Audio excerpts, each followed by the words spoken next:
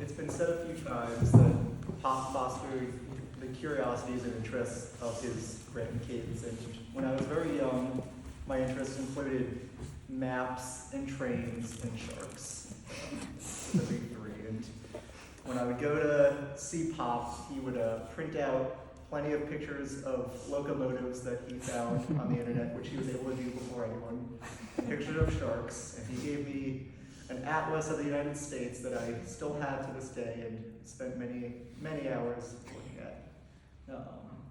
And today I continue to spend hours looking at maps, and I'm lucky enough to work with trains for a living. I do very little with sharks, but that's okay. And I owe much of that to Pop, and he did not stop fostering these interests as I got older, and he very good at technology. He figured out Find My Friends, and when I went to Israel on birthright, and when I came back, I had an inbox full of screenshots of where I had been that he was taking. And he was also able to watch me on there when I went to Korea a few years ago, and he would say, you're right by Women's College. That was where they, gave us the supplies before we went off into the mountains. And I said, that's amazing. It's, there's a train station. It's pretty built up these days. And while I was in Korea, I was having dinner with some people I was staying with, and I told them about Pop's service, and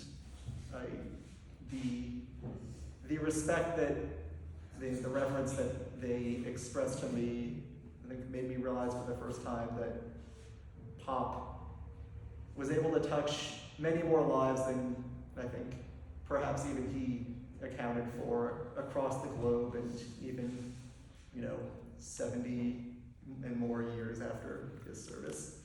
I was also able to send him a picture of every corner of the War Museum there, and bring him back a book on the war that he didn't yet have because it was entirely in Korean. But still grateful for it.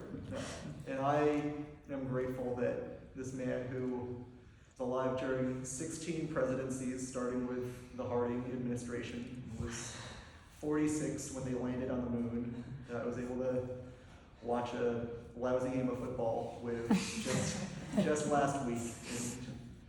And, I think over the past few years, whenever I asked him how he was doing, he'd say, pretty good for an old geezer. I hope wherever he is now, he's feeling even better than that.